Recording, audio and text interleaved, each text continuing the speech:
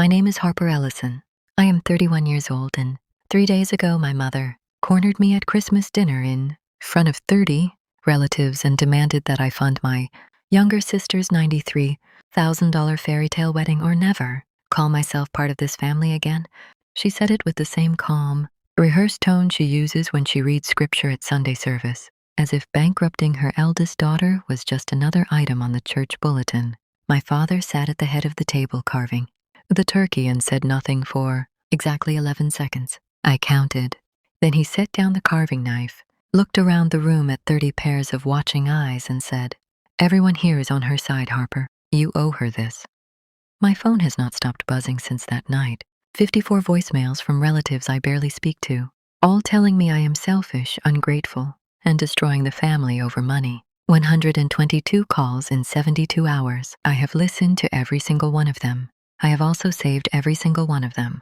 They have no idea what is coming. Let me take you back to the beginning so you understand how a family gets to the point where they believe one daughter exists solely to finance the other daughter's dreams. I grew up in Covington, Kentucky, in a red brick house on Maple Ridge Lane that my parents bought in 1994 for $68,000 with a 30-year mortgage they have still not finished paying. My father, Gerald, was 59, a retired electrician who spent his career wiring commercial buildings and came home every night smelling of copper dust and cheap beer. He was the kind of man who believed that the oldest child owed a debt to the family simply for being born first. He never said it directly when I was young, but every decision he made broadcast it clearly. My mother, Diane, was 57, a woman who had worked part-time at the church office for 23 years and treated her social standing in the congregation as her primary career. Everything in our house revolved around appearances. The lawn was always trimmed. The Christmas lights were always symmetrical, and the family portrait above the fireplace was retaken every 2 years, whether we could afford the photographer or not. My younger sister Vivienne was 27, 4 years younger than me, and from the day she was born, she was the golden child. She had my mother's delicate bone structure, my father's blue eyes, and the kind of effortless charm that made strangers buy her coffee and teachers round her grades up. Vivienne never worked a job longer than 4 months. She attended 3 different colleges without finishing a degree. She lived in an apartment downtown that my parents subsidized and drove a car that I later discovered had been leased in my name without my knowledge. I was the opposite. I graduated summa cum laude from the University of Cincinnati with a degree in accounting, passed my CPA exam on the first attempt, and built a private practice that now generates $240,000 a year in revenue. I bought my own house at 27, paid off my student loans at 29, and have never once asked my parents for a single dollar. The reward for all of this was invisibility. My name is Harper Ellison. Growing up in the Ellison household meant understanding one unspoken rule above all others: Vivienne comes first. When we were children, Vivienne got the bigger bedroom because she said the smaller one gave her nightmares. When I saved up $300 from my summer job at 16 to buy a used laptop for school, my mother asked me to give the money to Vivienne for a homecoming dress instead. When I argued, my father pulled me aside and said, "Harper, you are the strong one. Vivienne is fragile. Strong people carry the load." I was 16 years old, and those words became the invisible yoke around my neck for the next 15 years. I carried it without complaint because I believed that if I was good enough, responsible enough, selfless enough, eventually they would see me. Eventually, they would turn around and say thank you. They never did. Instead, the more I gave, the more they expected. By the time I turned 25, the financial architecture of our family had become grotesque. I was paying $600 a month toward my parents' mortgage because my father's pension barely covered their utilities and my mother's church salary was laughable. I was covering Vivienne's car insurance, her phone bill, and the monthly shortfall on her apartment rent whenever she quit another job. I tracked every dollar because that is what accountants do. Over the years, the total came to $114,000 in direct financial support to my family, not including the thousands of hours I spent doing their taxes, managing their bills, and fixing every crisis Vivienne created. When Vivienne got a DUI at 23, I paid the $4,000 legal fee. When she maxed out a credit card my mother had co-signed, I paid the $7,000 balance to protect my mother's credit score. When she needed emergency dental work after a skiing accident with friends whose names I was never told, I paid $3,200 without hesitation. Each time my mother would call with that specific tremor in her voice, the one she reserved for requests disguised as emergencies, and each time she would end the conversation with the same phrase, "You know Vivienne is not as strong as you. Harper." It was the family motto engraved on an invisible plaque above our front door. Vivienne is fragile. Harper is strong. The strong one pays. I accepted this dynamic the way you accept gravity. You do not fight it. You simply live under its weight and build your muscles accordingly. But muscles have limits. And so did my patience. The breaking point came on December 23rd when Vivienne announced her engagement to a man named Troy Beckett, a 29-year-old personal trainer with a leased BMW and a smile that could charm the offering plate right out of a congregation's hands. Troy Beckett was exactly the kind of man my parents should have questioned, but instead embraced. He had no savings, no property, and a history of failed business ventures that Vivienne described as entrepreneurial spirit. He proposed to my sister with a ring I later confirmed cost $14,000, charged entirely to a credit card with a 24% interest rate. My mother cried with joy. My father shook Troy's hand and called him son. Nobody asked how the ring would be paid off. Nobody needed to ask because they already knew the answer. 2 weeks after the engagement, Christmas dinner arrived. My parents hosted it at the brick house on Maple Ridge Lane, and for the first time in years, every branch of the Ellison family tree was present. 30 relatives packed into the dining room and living room, aunts and uncles and cousins who normally only communicated through Facebook likes and obligatory birthday texts. The house smelled of roasted turkey, candied yams, and the sharp pine of the artificial Christmas tree my mother had been using since 2003. I arrived at 4 in the afternoon, carrying a pecan pie I had baked that morning and a bottle of wine that cost more than my mother's entire dinner spread. Vivienne was already there, radiant in a red velvet dress, showing off her ring to every woman in the room while Troy stood behind her looking handsome and financially hollow. My mother greeted me at the door with a hug that lasted exactly 1 second too long. I recognized it immediately as the hug she gave when she needed something. Dinner was pleasant for exactly 47 minutes. My father carved the turkey with his usual ceremonial slowness. My mother served the sides with the precision of a church potluck coordinator. Vivienne told the engagement story 3 times, each version slightly more romantic than the last. I ate quietly, complimenting the food, pouring wine for my aunts, and counting the minutes until I could politely leave.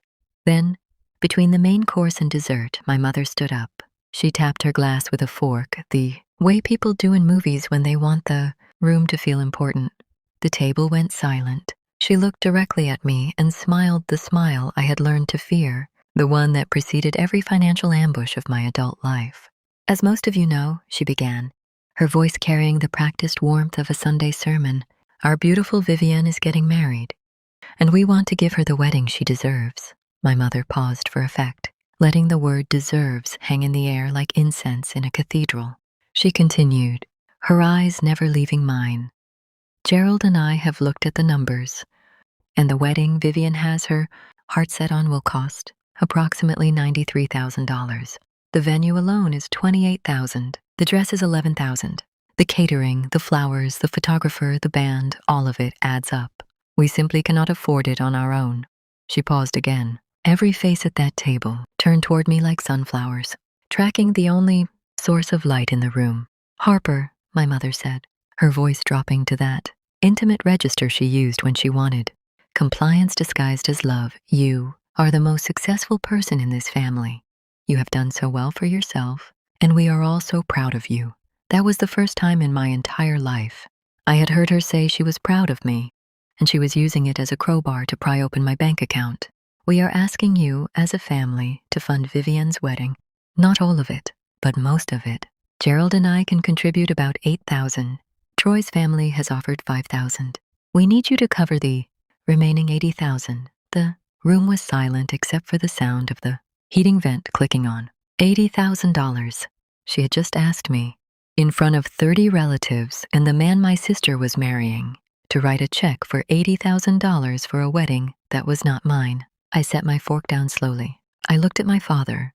He was staring at me with an expression that was not a request, but a verdict. "Everyone here is on her side, Harper," he said flatly. "You owe her this.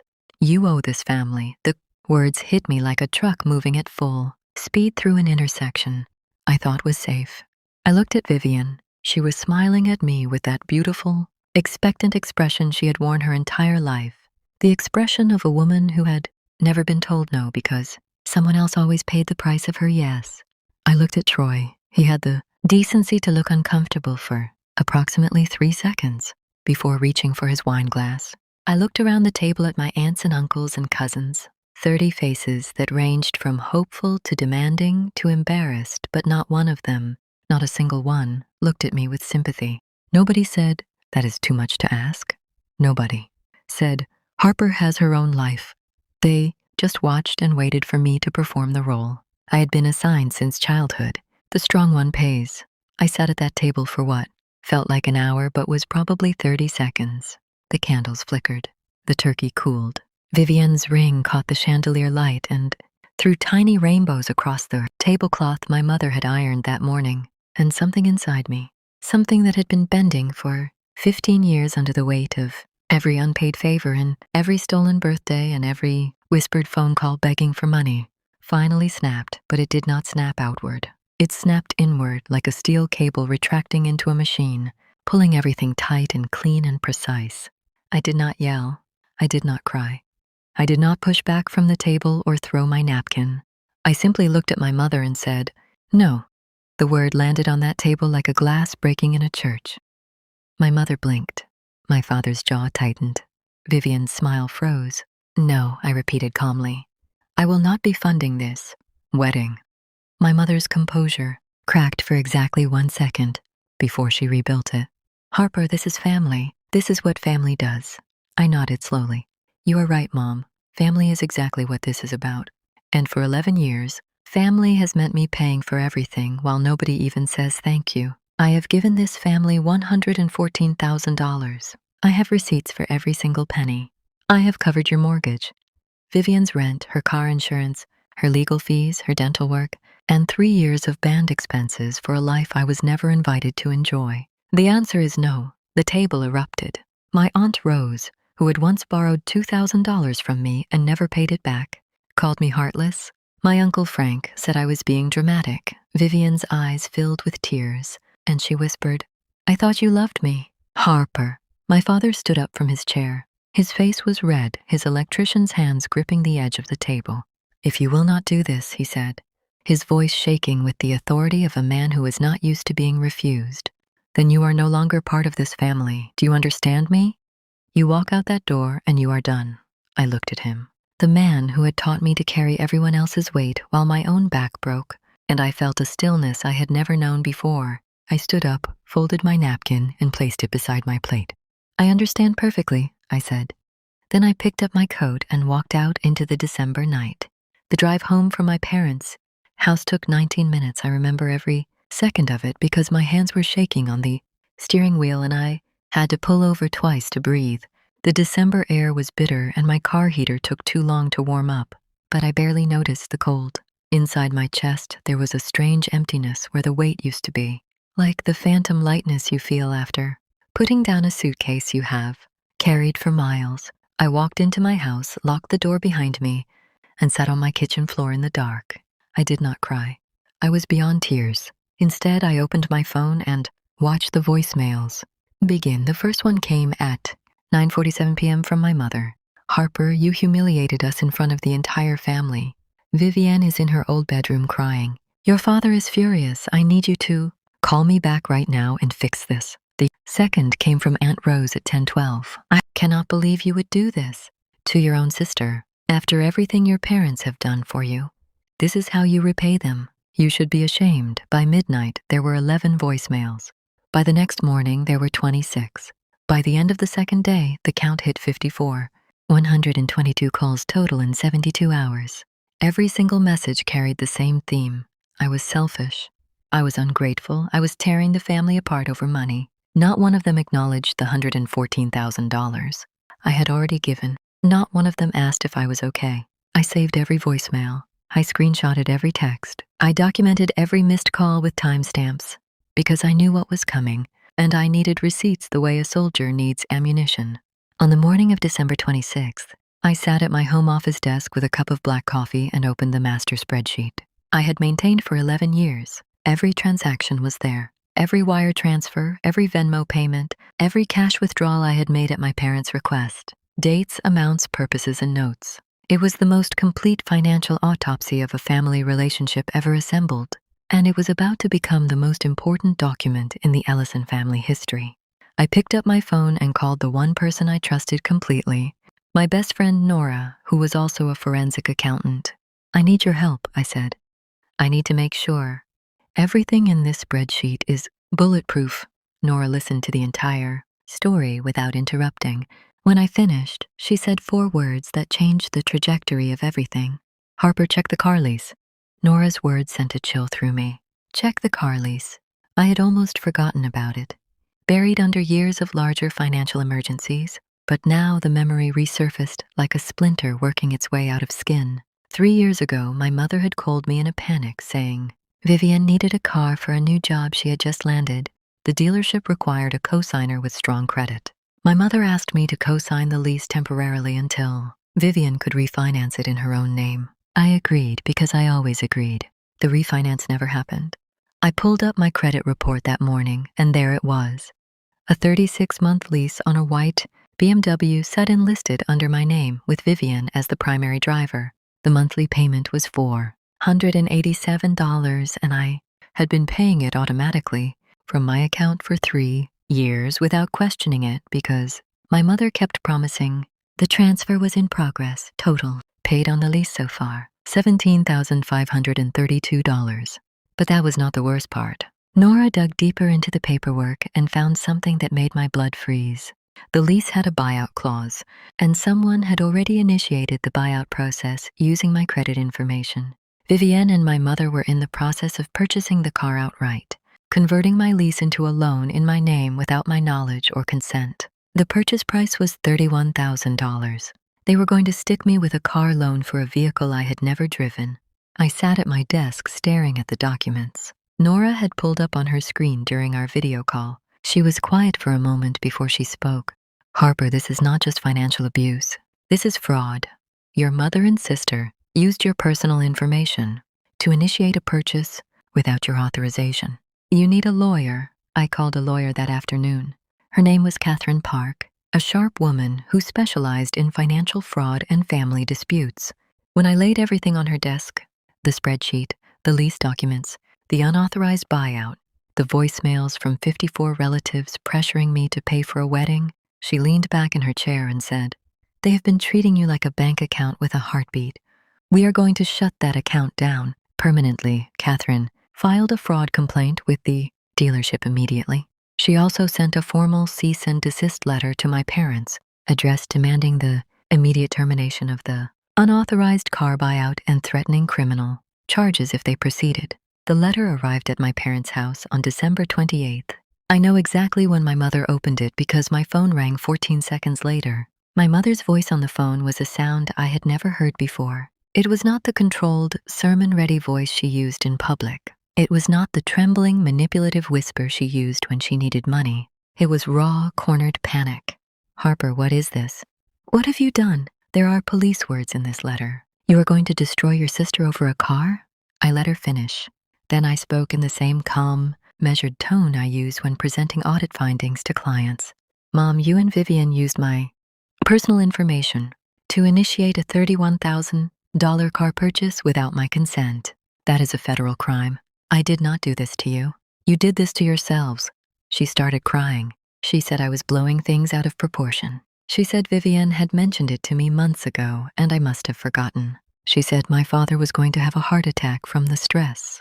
I told her that fabricating my consent was not a misunderstanding. It was fraud, and that her tears did not change the numbers on the documents sitting on my lawyer's desk. I hung up and blocked her number. Within hours, the family network activated like a phone tree from the old church days.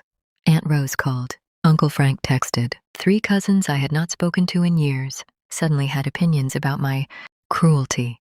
The voicemails piled up with a new intensity. They were no longer just calling me selfish. Now they were calling me dangerous, vindictive, a traitor who was trying to send her own mother to jail, but underneath the anger in every single message was something I recognized. Immediately, fear. They were afraid because, for the first time in the Ellison family history, the quiet one had documentation. By December 29th, my lawyer Catherine had completed a full audit.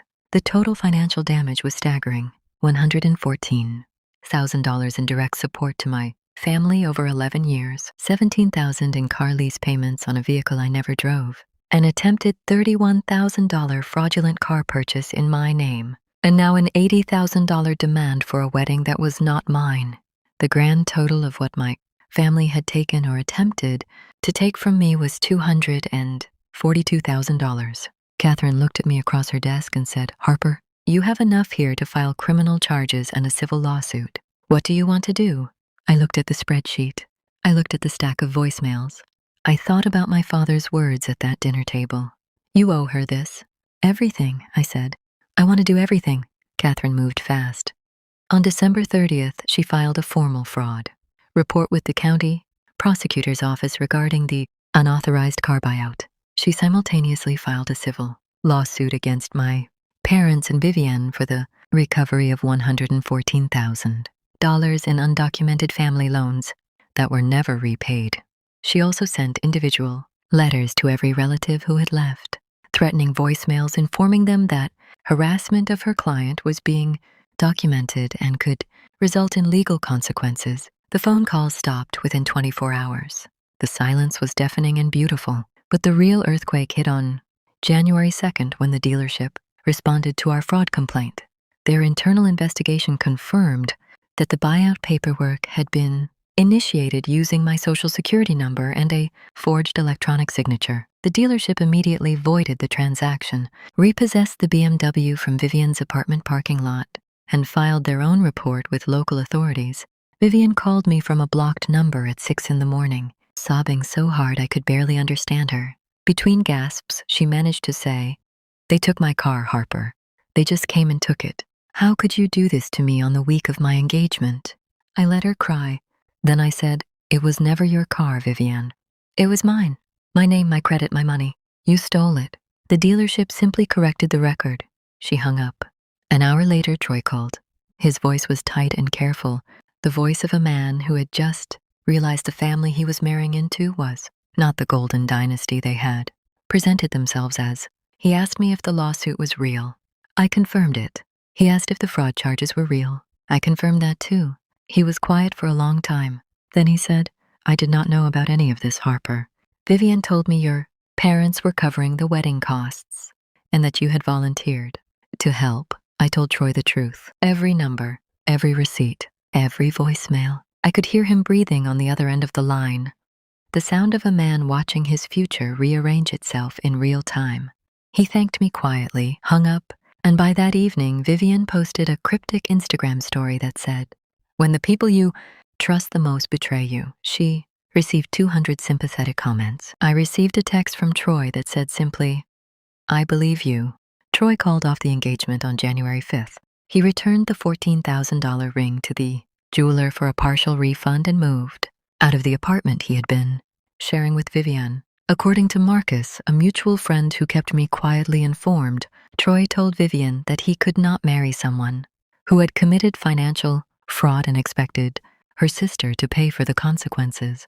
Vivienne did not take it well. She showed up at my parents' house in hysterics, blaming me for destroying her relationship and her life.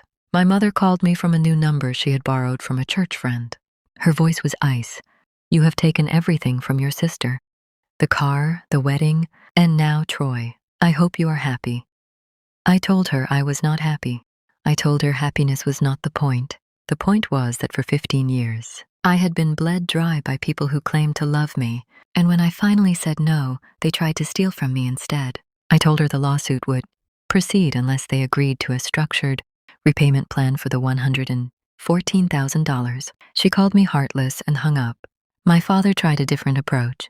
He showed up at my office on January 7th unannounced, still wearing his old electrician's jacket that smelled of copper and regret. He sat across from my desk and stared at the floor for a long time. Then he said, "I should not have said what I said at dinner about everyone being on her side." I waited. He continued, "But you have to understand, Harper. Vivienne is not like you. She cannot take care of herself. If you abandon her, she has nothing." I looked at the man who had spent my entire life teaching me that love meant carrying other people's failures. "Dad," I said, "Vivienne has nothing because you and Mom spent 30 years making sure she never had to build anything for herself. You used me as her safety net, her bank account, and her backup plan. And when I finally said enough, you told me I was no longer family." He opened his mouth. I raised my hand. "I am not finished. You told a room full of 30 people that I owed Vivienne $80,000. You endorsed the theft of my identity for a car purchase. You stood by while," Mom demanded, "I finance a wedding for a sister who has never once asked me how my day was. You do not get to sit in my office and tell me she cannot survive without me. That is your failure, not mine." He left without another word. I watched him walk to his truck in the parking lot. He sat behind the wheel for 11 minutes before he drove away. I know because I counted. The civil lawsuit was settled in March. My parents could not afford a legal battle, and their attorney advised them to accept a structured repayment plan. They agreed to pay back $78,000 of the $114,000 over a period of 5 years. It was not the full amount, but Catherine told me it was a strong outcome given that most of the original transfers had no formal loan agreements. The fraud case regarding the car buyout resulted in a formal warning from the prosecutor's office. No criminal charges were filed because the dealership had voided the transaction before any financial damage was finalized, but the incident remained on record. My mother's credit score dropped by 140 points. Vivienne's was even worse. The settlement required my parents to sell the house on Maple Ridge Lane, the property they had bought in Nanifa, for $68,000, sold for $192,000, but after the remaining mortgage, legal fees, and the first installment of their repayment to me, they walked away with barely enough to rent a 2-bedroom apartment near the church. Where my mother still worked, Vivienne moved in with them. She got a job as a receptionist at a dental office and for the first time in her life had to make her own car payment on a used Honda Civic. Ethan, my mother's favorite topic of avoidance, was no longer part of the conversation. The family dynamic had collapsed entirely, and the structure I had been holding up for over a decade finally showed what it looked like without my invisible scaffolding. It looked small. Meanwhile, my life expanded. I took on 4 new clients in January alone. Nora and I started a joint consulting firm that combined my accounting expertise with her forensic skills. We named it Ellison Park Financial, a small nod to my lawyer Catherine, whose last name I borrowed with her permission and a smirk. By spring, I was earning more than I ever had, not because I was working harder, but because for the first time my energy was going into my own foundation instead of propping up someone else's collapsing one. Troy reached out to me in February with a brief but sincere message. He said leaving Vivienne was the hardest decision he had made, but that my honesty had saved him from a lifetime of financial manipulation. He wished me well. I wished him the same. Some people enter your story only long enough to validate that you were right, and that is enough. 6 months after that Christmas dinner, I received a handwritten letter from my mother. It arrived in a plain white envelope with no return address, but I recognized her careful cursive immediately, the same handwriting she used on church bulletins for 23 years. The letter was 4 pages long. She apologized for the dinner. She apologized for the car. She apologized for every phone call where she asked me for money instead of asking me how I was doing. She admitted that she and my father had built their entire financial survival around my willingness to sacrifice, and that when I finally stopped, the reality of what they had done became impossible to ignore. She wrote that my father sat in his new apartment every evening staring at the wall where the family portrait used to hang. She wrote that Vivienne was slowly learning to budget and had not missed a single day of work in 3 months. And she wrote the words I had waited my entire life to hear. "I am proud of you, Harper. Not because of your money, because you were brave enough to say no when the rest of us were too weak to stop asking." I read the letter 3 times. The first time I felt nothing. The second time I felt everything. The third time I folded it carefully, and placed it in the same drawer where I kept my grandmother's old recipe cards, relics of women who carried families on their backs and never complained. I have not responded yet. Maybe one day I will, but not today. Today I sit in my own home that I paid for with my own money. I drink coffee from a mug I bought myself. I run a business that bears my name. And I celebrate the fact that when 30 people in a room told me I was wrong for refusing to be exploited, I trusted the one voice that mattered, my own. To anyone watching this who has ever been the family bank account, the unpaid manager, the invisible backbone everyone leans on but nobody thanks, you are allowed to close the account. You are allowed to let the building fall and walk away from the rubble. The people who truly love you will find you in the new life you build. The rest will just keep dialing your old number and wondering why nobody answers. My name is Harper Ellison. My father told 30 people I owed my sister everything. My mother tried to steal my identity. My sister expected me to fund her fairy tale. They gave me an ultimatum, pay or leave. I left. And it was the most expensive free decision I have ever made. Thank you for following this story on Legacy Revenge. If it touched something inside you, like, subscribe, and share it with someone who needs permission to stop carrying a family that refuses to carry them back.